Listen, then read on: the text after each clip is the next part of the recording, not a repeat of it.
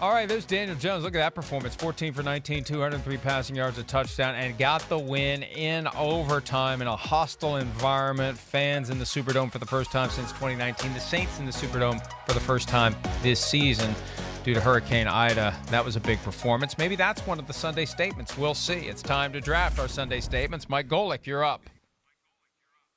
I remember you used to say who gets the first pick based on how I answered a trivia question, and we just decided to throw that out because I know no answers to trivia questions. So you made it clear week one. We can adapt on the fly, baby.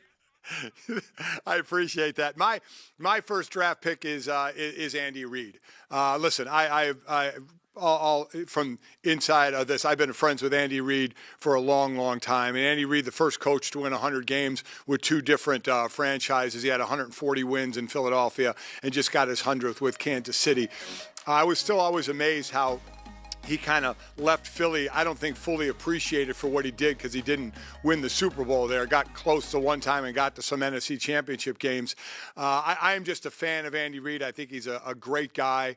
I certainly, the issue last week when he went to the hospital, I know off the field with families had some tough issues there as well. But as far as the coach and the Andy Reid that I know, I'm such a big fan of his, and just want to throw out a big congratulations to him for his success with these two franchises and, his success since he's been coaching.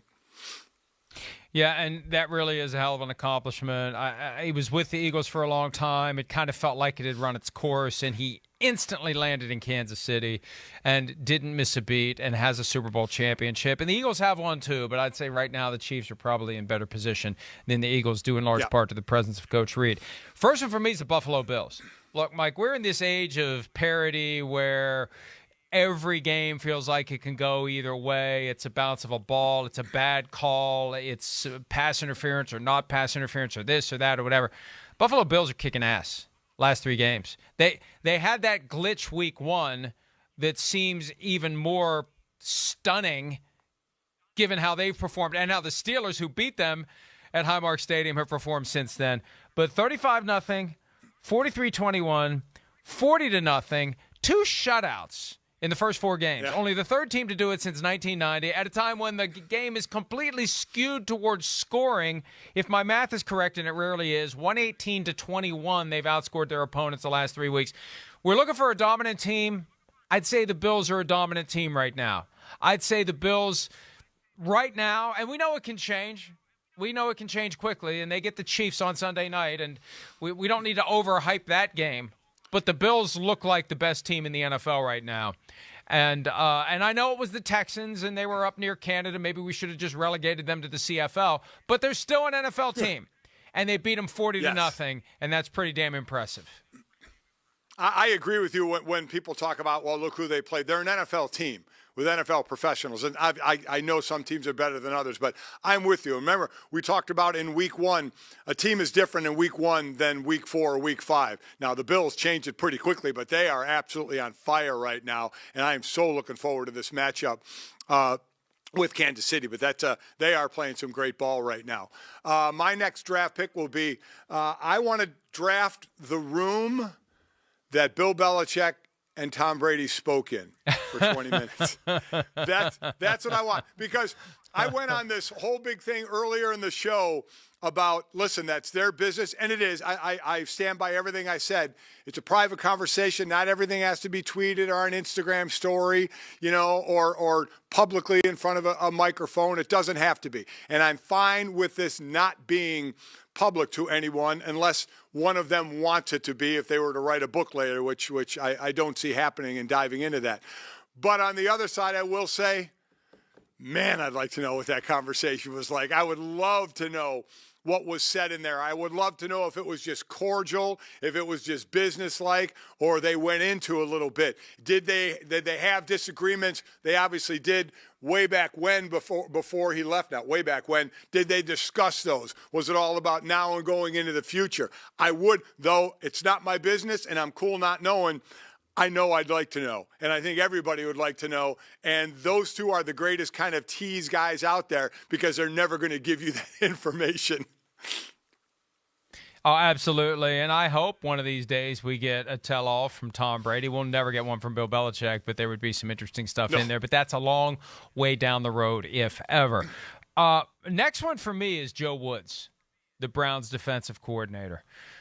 The Vikings offense had been firing on all cylinders. It had been looking great. Kirk Cousins had been looking like a fringe MVP candidate. They had been putting up points. They hung 30 on the Seahawks. They stayed with the Cardinals in the 30s the week earlier. They went right down the field and scored a touchdown on Sunday against the Browns, and then the Browns put the clamps on the Vikings. And, we'll see it from time to time, Mike. Robert Saleh was the defensive coordinator who became kind of like a magnet for cameras. Right. And that, not that Saleh doesn't deserve to be a head coach, but you get a nice boost for your career when the cameras start looking for you. And now it's going to be Steve Belichick with all those weird faces he was making last night. Kind of like back in the day when, what's his name? The old Indiana coach. Why am I blanking on Bobby Knight? When Bobby Knight was making his game face. What's the game face? He had that press conference. I don't know what a game face is, and he starts making all those weird faces. We're going to have the cameras on Steve Belichick now all the time, and that's going to boost his profile. Well, we should put some cameras on Joe Woods because he's put together a pretty damn good defense.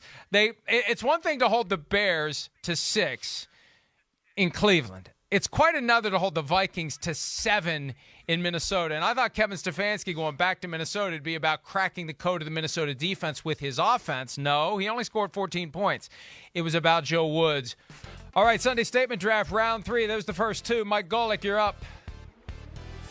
All right, I'm going to draft the MVP trophy and finally give it to Russell Wilson. Can this guy ever win one? I mean, he's the top-rated passer yet again in the NFL, has 9 touchdowns and yet again at this point, no interceptions. He's been sacked a bunch because the O-line is still not great in front of him, yet he continues to make spectacular play after spectacular play, and wherever they're going to be this year, it's going to mostly be because of Russell Wilson. So can we get the guy a vote? Can we get that guy maybe the trophy? He is just an incredible player to watch.